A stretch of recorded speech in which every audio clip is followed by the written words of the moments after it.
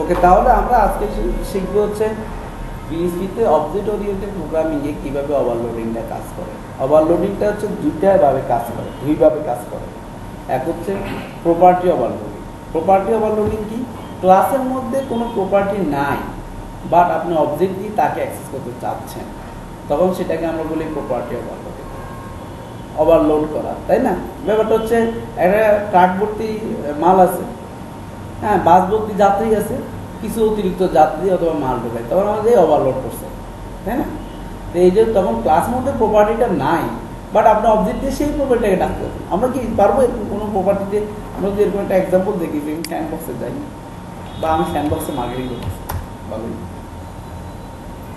হ্যাঁ, আমার একটা ক্লাস থাকলো,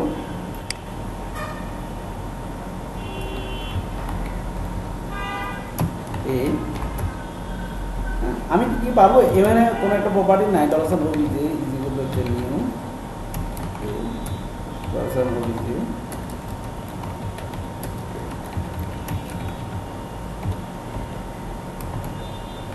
এভাবে কি সম্ভব? আমাকে বলবো আনডিফাইন্ড প্রপার্টি, তাই না? এ ধরনের কিছু একটা আমাকে বলবে কিছু বলবে যে আনডিফাইন্ড প্রপার্টি, মানে এই ধরনের প্রপার্টি তোমার ডিপেন্ড করা, বাট আমার দরকার,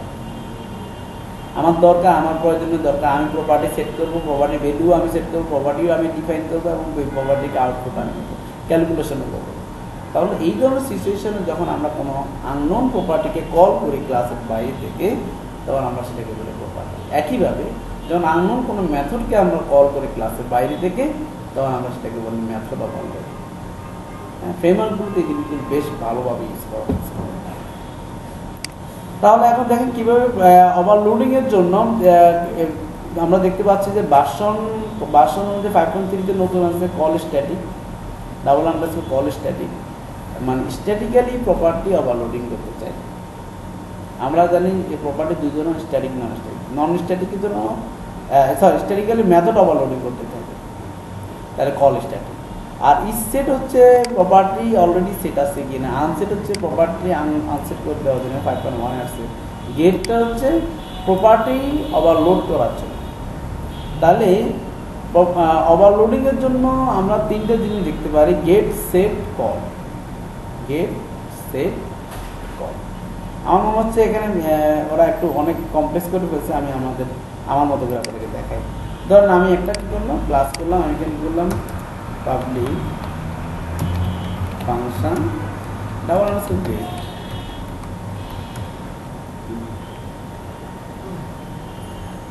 তারপর আমি বললাম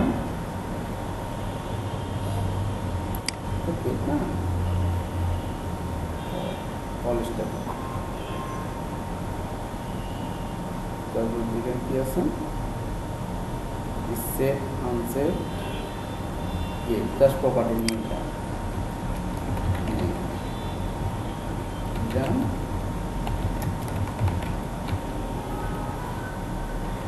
তো আমি এখন কি করলাম, আননোন একটা প্রপার্টিকে কল, তাহলে সেটা কোথায় যাবে, নেমে যাবে, এবং নেমটাকে আমি রিটার্ন করব। সেট করতে হবে, গেট দিয়ে গেট করলাম। এখন আমি সেট করি, সেটের দুইটা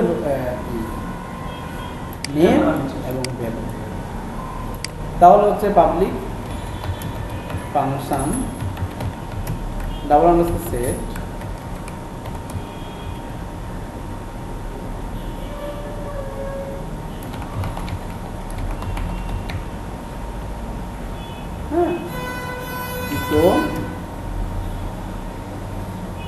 আমি কি করলাম, ডসের নেম এক্সিকিউট হচ্ছে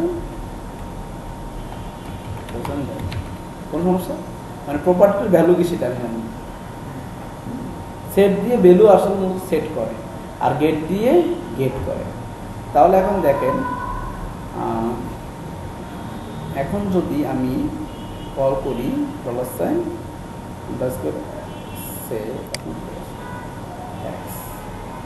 গেট দিয়ে হচ্ছে গেট করা, আর এক্সকে যদি আমি ভ্যালু সেট করে দিই, এক্স করতে হচ্ছে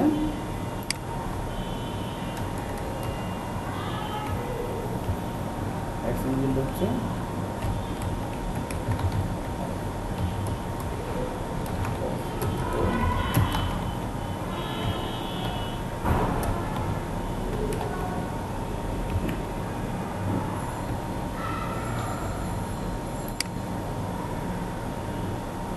বুঝে গেছেন?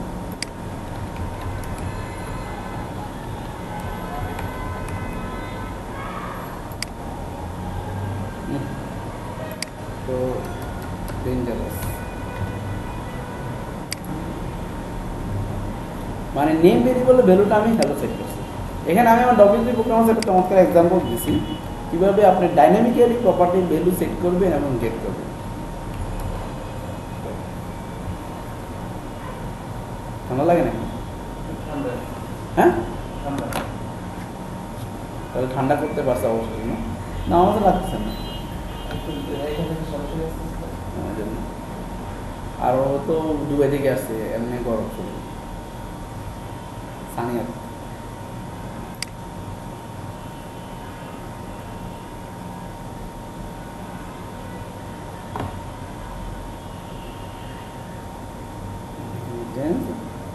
মেন স্কেল স্ট্যাটিক 2 নম্বর পার্ট।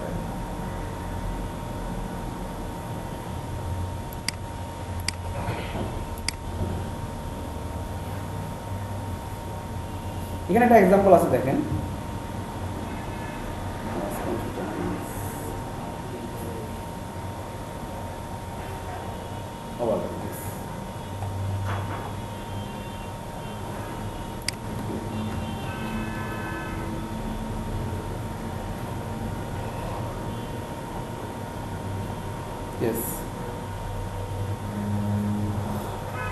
গেট দিয়ে আমরা কি করতে পারি খেয়াল করো।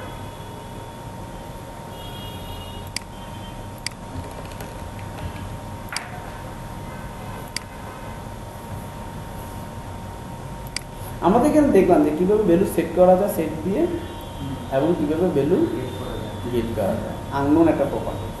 এখন আমরা দেখি আর একটা স্যান্ডবক্স নেই।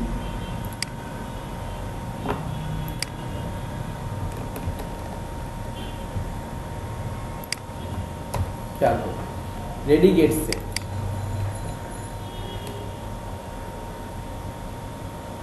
রেডি গেট সেট আমি কি কোনো স্কেটবোর্ড নামে একটা প্রপার্টি আছে এবং আইটেম প্রাইস নামে একটা প্রপার্টি, দুটোই প্রাইস লিখুন।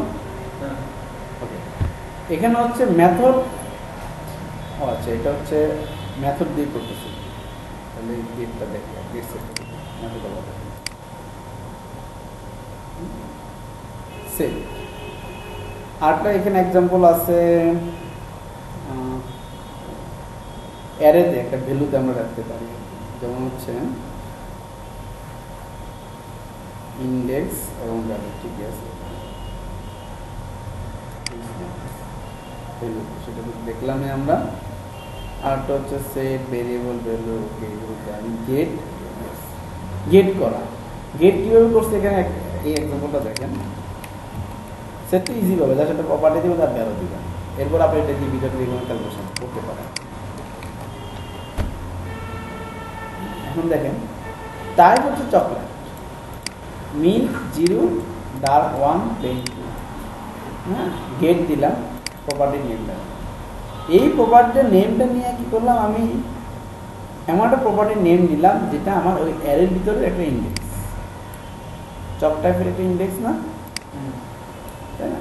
সেখান থেকে একটা ভ্যালু বের করে করলাম, মানে একটা প্রপার্টি দিয়ে একটা অ্যারের ভ্যালুকে আমি বের করে নিয়ে আসলাম।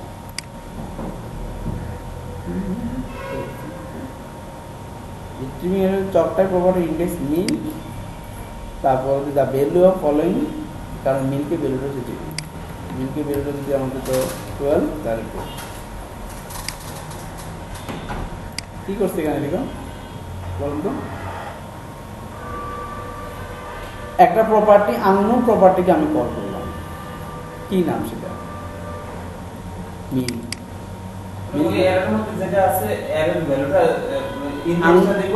হ্যাঁ, নিয়ে আসবো, তাহলে গেট দিয়ে আমি ইউজ করতে পারি। তার এটা তো থাকতে হচ্ছে। মূলত হচ্ছে আমরা প্রপার্টিটাকে যদি কোনো প্রপার্টিকে গেট করতে চাই ক্লাস থেকে, তাহলে আমরা এখানে এরকম আমরা করতে পারি যে আননোন প্রপার্টিটাকে পেতে চাই ক্লাস থেকে, তাহলে আমাকে গেটটা ইউজ করি প্রপার্টি নামটাকে। আর মেনলি বেশি কাজে লাগে সেটটাকে, যেখানে আমি প্রপার্টিও পাঠাতে পারি, আমার প্রপার্টির ভ্যালুটাকেও পাঠাতে পারি। তাহলে আমি হচ্ছে কি, তাহলে এখানে দেখেন এক্স ইজ ইকুয়াল টু যখন হ্যালো দিচ্ছি তখন কোন মেথডটা এক্সিকিউট হচ্ছে? এক্সিকিউট হবে সেট। যখন আমি অ্যাসাইন করতেছি আব্দুল আজিজ তখন কি হচ্ছে? কোন মেথডটা এক্সিকিউট হচ্ছে? এর একটা ভ্যালু সেট করা হচ্ছে। এক্স একটা ভ্যালু সেট করা হচ্ছে, এক্স এ হ্যালো দেয়া আছে, কিন্তু এক্স নামে কোনো প্রপার্টি ক্লাসের মধ্যে নাই। তাহলে এই মুহূর্তে আমার কি হবে? ডাবল আন্ডারস্কোর সেট মেথডটা এক্সিকিউট হবে অটোমেটিক্যালি। হ্যাঁ, কারণ এটা হচ্ছে একটা বিল্ট ইন ওভারলোডিং মেথড। তার কারণ হচ্ছে ক্লাসের বাইরে যদি কোনো আননোন প্রপার্টিতে কোনো ভ্যালু সেট করা হয় তাহলে সেই মেথডটা অটোমেটিক্যালি এক্সিকিউট হয়। স্যার এইটা যদি গেট না থাকতো তাহলে কি এরকম সেট হইতো? ভ্যালু সেট হয়ে গেছে, না ওই যে ভিতরের গেট, ভ্যালু সেট হয়েছে। ভিতরের গেট যদি না থাকে গেট কি হ্যাঁ, ভিতরে গেট দিলামই না, কোনো সমস্যা নেই, তাও কবে? ভ্যালু সেট হয়ে যাবে।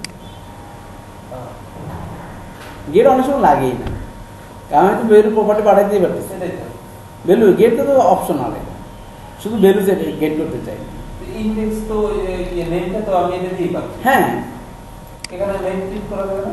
ওই যে সেকেন্ড প্রফেসর হ্যাঁ, এই যে করলাম তো। ওটা তো না। আমি ইচ্ছে করে সিঙ্গেল কোড দিয়েছি যেন আপনি বুঝতে পারেন। সিঙ্গেল কোড দিলে তো আর প্রিন্ট হয় না। ইচ্ছে করে ভেরিয়েবল নেমটা শুধু প্রিন্ট করার জন্য আমি দিয়েছি। আমি এখন ডাবল কোটেশন দিই, এখন তো পাবে। এখন দিতেই পাবে অ্যাক্সিডেন্ট করতে হবে আনলিমিটেড। আমি ধরুন দশান ওবিজে যেগুলো হচ্ছে ফার্স্ট নেম, যেগুলো হচ্ছে মাসুদ, দশান ওবিজে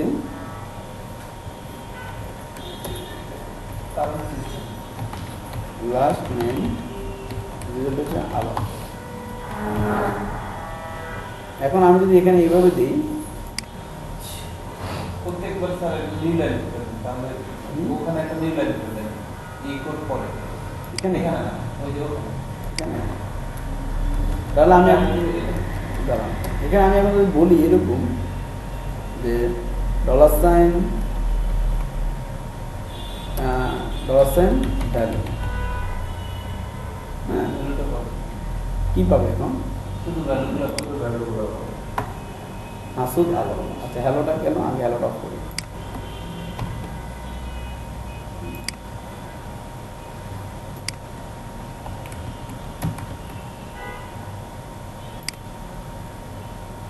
কি করছেন বলেন তো? যে অ্যাকসেপ্ট করা হচ্ছে একটা পরে সবগুলো পেয়ে যাবে। এটা কে করতেছে? সেট আর যদি এই মুহূর্তে গেট দিই, কোন কি আউটপুট পাবো? হ্যাঁ, কিভাবে? যদি না এই ইকো করা নেই, ইকো করলে ইকো কি করবো? যে রিটার্নের বদলে ইকো করলে শুধু নেমগুলো পাবে, ফার্স্ট নেম লাস্ট নেম এটা। হ্যাঁ,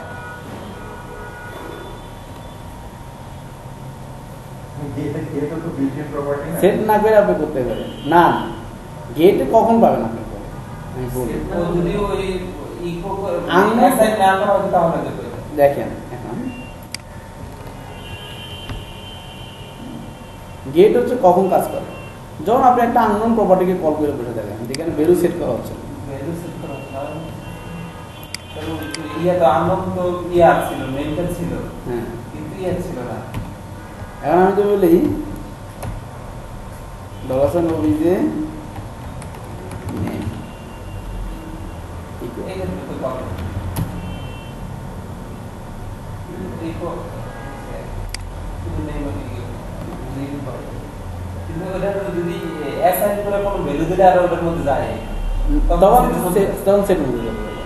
এখন নেম পাইছেন শুধু ইয়ার জন্য না, গেটে গেটে চলে গেছে। গেটের জন্য। হ্যাঁ, যখন আপনি গেটটা কখন ইউজ করবেন, আমি কিন্তু ওই জন্য ওই এক্সাম্পলটা দেখাই আসছি যে আপনি জানেন আপনার এই ক্লাসে কোনো একটা অ্যারেরটা তো ডাইনামিক হয়, অ্যারের ইন্ডেক্সটা এরকম একটা নাম আসতে পারে, ইন্ডেক্স নেই এবং যার একটা ভ্যালু আছে, তখন আপনি গেট দিয়ে ওই ভ্যালুটাকে নিয়ে নিতে পারেন। কিন্তু ভ্যালু সেট, প্রপার্টি ক্রিয়েট এবং ভ্যালু সেট দুই কাজই করতে চান তাহলে আপনি সেটটা ইউজ করবেন, সেক্ষেত্রে আপনার গেটের কোনো দরকার নেই। এখন ইউজ তো সেটারই হবে, গেটের তো ব্যবহার দরকার নেই। গেটের হচ্ছে কখন আপনি আপনি যদি কখনো মনে করেন যে একটা অ্যারে আছে যেটা আমার ক্লাসের প্রপার্টি না, অ্যারের প্রপার্টি, কিন্তু সেটা ক্লাসের প্রপার্টি হিসেবে কল করতে চান, তখন আপনি কি করবেন? গেট। তখন সেট দিতে পারবেন না আপনি, তখন আপনাকে গেট করতে হবে। হ্যাঁ, কি কত ক্লাস শুরু করলে ফোন আসে কেন? প্রতিদিন শুধু ফোন চলে আসে। আসেন প্রপার্টি সেট করলে কিভাবে? প্রপার্টি তো সেট করছি, মেথড সেট কিভাবে ওভারলোড প্রপার্টি তো সেট করছি। ফার্স্ট নেমে মাসুদ, লাস্ট নেমে আলম। ওটা তো না স্যার, ওই যে ভিতরে ইয়ে রাখতে হবে। কি এটা তো ফাংশন না? কি ফাংশন? কি ফাংশন? ও এই প্রপার্টি। এবার আমরা কি বলবো, মেথড কিভাবে ওভারলোড করে, যে আননোন একটা মেথড কল করব সেটা ডাকবে। এখন যদি আমি এইভাবে এই মুহূর্তে এইভাবে ডাকবি, এরপরে আরো ইন্টারেস্টিং একটা এক্সাম্পল দেখাবো, দারুণ এক্সাম্পল। যদি পড়ালেখা করে ইন্টারেস্ট না পান তাহলে কখনো পড়ালেখা ওই সেক্টর পর যাওয়াই দরকার নেই, যে কাজে আপনি ইন্টারেস্ট পাবেন না। হ্যাঁ, আপনার ক্যারিয়ার উন্নয়নের জন্য প্রথম শর্ত হচ্ছে কাজটা করে আপনি মজা পান, সেটা হোক মার্কেটিং। দেখবেন একজন মার্কেটিংয়ের বস 5 লাখ 10 লাখ টাকা স্যালারি পায়। হ্যাঁ, আমি একটু অফ করে কথা বলি।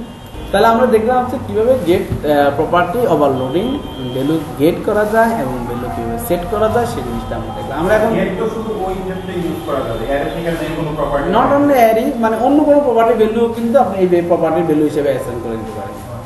ঠিক আছে, আর সেট হচ্ছে প্রপার্টি বানাইতে পারেন, সেটও করতে পারেন। এখন আমরা দেখব মেথড ওভারলোডিং, যে মেথড নাই বাট সেই মেথডটাকে আপনি ক্লাস থেকে কল করতে চান, তাহলে সেটা কিভাবে? চলো আমরা এটা বানাই।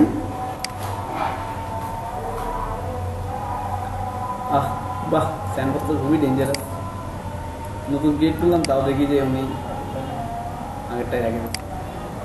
ওকে, আমরা এখন করবো পাবলিক ফাংশন ডাবল আন্ডারস্কোর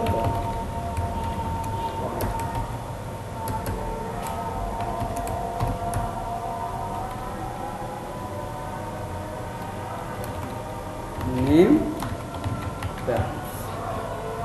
খেয়াল করুন, কলে দুইটা প্যারামিটার,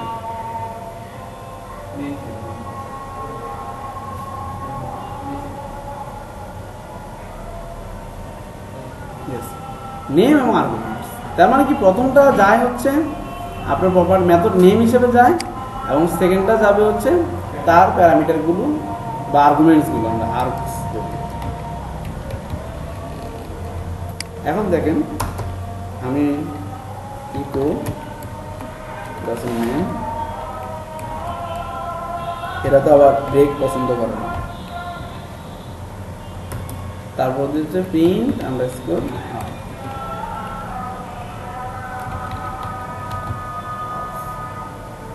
এবার আসেন আমি কি করব, নিউ এতে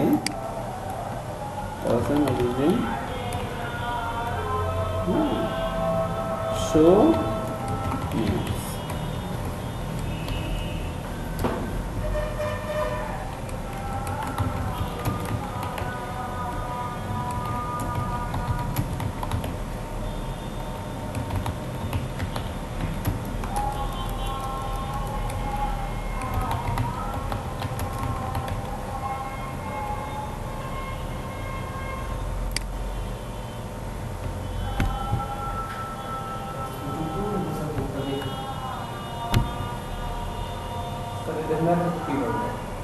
মেথডটার নাম শো নেম, যেটা আমার নাই ক্লাসের ভিতরে। আর ওই মেথডের প্যারামিটারগুলো কি তিনটা নেম। ডাবল আন্ডারস্কোর কল একটা বিল্ডিং এর জন্য ডাবল আন্ডারস্কোর কল মেথডের কাজ হচ্ছে আপনি ক্লাসের বাইরে থেকে যদি কোনো আননোন মেথডকে কল করেন এবং তার মেথড ভ্যালু নিয়ে আর্গুমেন্ট নিয়ে কাজ করতে চান, তখন ওই আননোন মেথড যখন কল করুন তখনই অটোমেটিকলি ডাবল আন্ডারস্কোর কল মেথডটা এক্সিকিউট হবে। তাহলে তার দুইটা প্যারামিটার আছে, নেম কি করবে, মেথড নেমটা নিবে, শো নেমস নামটা নিচ্ছে, আমি ইচ্ছা করে এখানে প্রিন্টটা করলাম। আর আর্গ কি করবে, যতগুলো আর্গুমেন্টস আপনি পাঠাবেন। হ্যাঁ, এই যে আমি সেই কাজটাই করছি, বড়ই চমৎকার জিনিস দেখেন এখানে করছিলাম। তা নাহলে কীভাবে কাজ করে, আনলিমিটেড আর্গুমেন্ট আপনি পাঠাতে গেলে এর ছাড়া কীভাবে? হ্যাঁ, সিঙ্গেল যাবে, কিন্তু অ্যারে সিঙ্গেল অ্যারে ভ্যালু হবে। এখন দেখেন এই এক্সাম্পলটা দেখেন, স্যার এটা কিভাবে ইউজ করতে পারি আমরা? সাদা থাকে তো কল দিয়ে খুব চমৎকার একটা এই যে ডেডিকেট সেট এটা একদম দেখছি।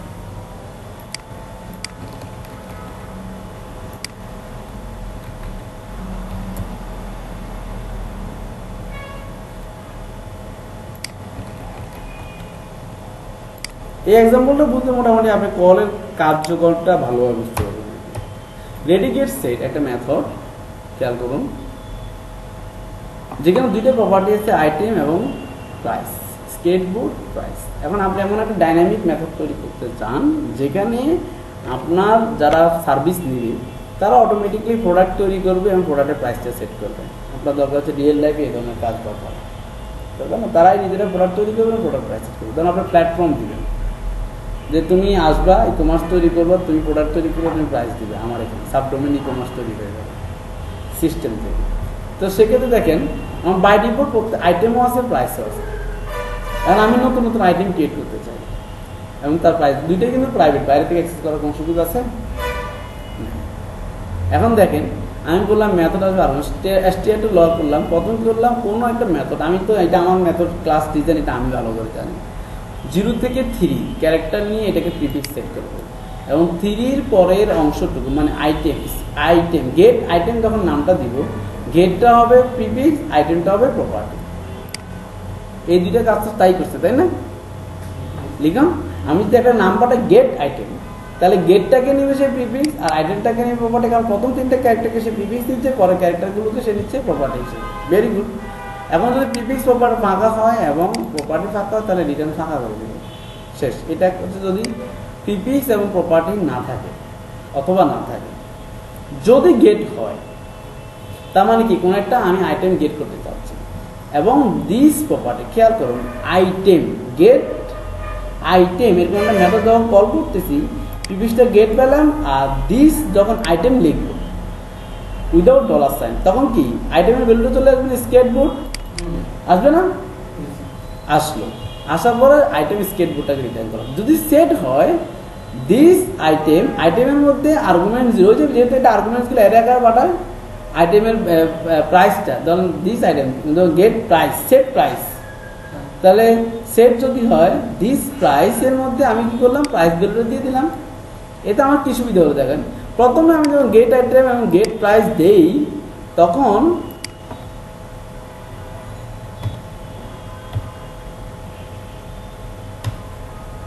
কি আসে, ক্যাপিটাল লেটার হলো গেট প্রাইস আইটেম ক্যাপিটাল ওটা ছোটটা করে ফেলবেন, ওটা তো স্টেটে লোয়ার করে নিছি।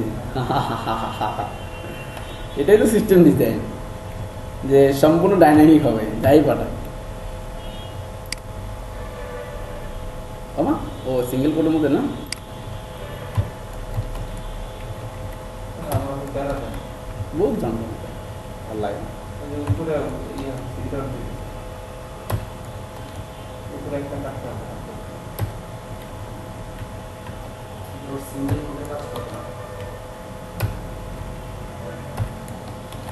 কি ভাই রুম তো গরম হয়ে গেছে।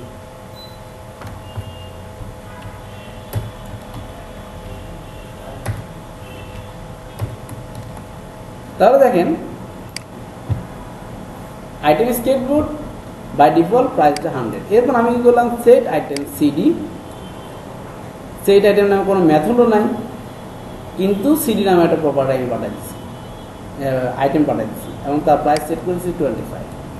যখন আবার গেট আইটেম গেট প্রাইস দিলাম তখন সিডি তার প্রাইস 25। উপরে আর্গুমেন্টটা দিতে আবার দেখেন দিস প্রপার্টি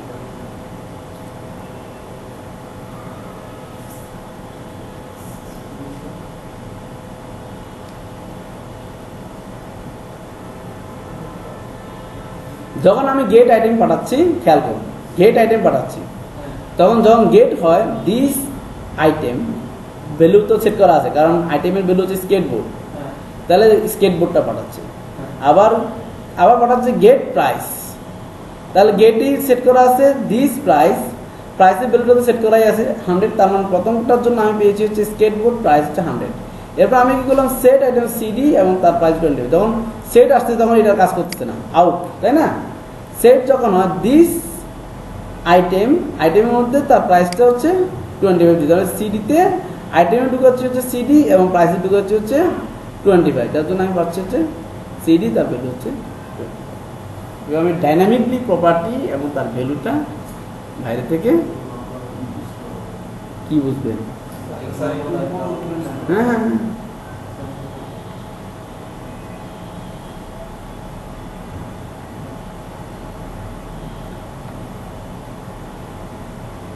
তাহলে আমরা কি করব, যখন আমরা সেট আইটেম দিচ্ছি, সেট আসতেছে, সেট আইটেম প্রথমে হচ্ছে সেট সিডি সেট করতেছি আইটেমের ভ্যালু, এবং সেট প্রাইস যখন দিচ্ছি তখন প্রাইসের ভ্যালুটা 25 সেট করতেছি।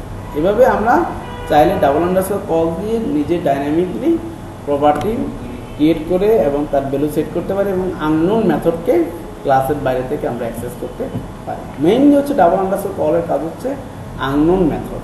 ক্লাসের বাইরে থেকে যখন আপনি কল করবেন এবং তার আর্গুমেন্টসগুলো পাঠাবেন, তখন অটোমেটিকলি ডাবল আন্ডারস্কোর কলটা এক্সিকিউট হয়। আর ডাবল আন্ডারস্কোর গেটটা কখন এক্সিকিউট হয়? আননোন কোনো প্রপার্টির মাধ্যমে ক্লাসের ভিতর থেকে কোনো ভ্যালু গেট করতে চান।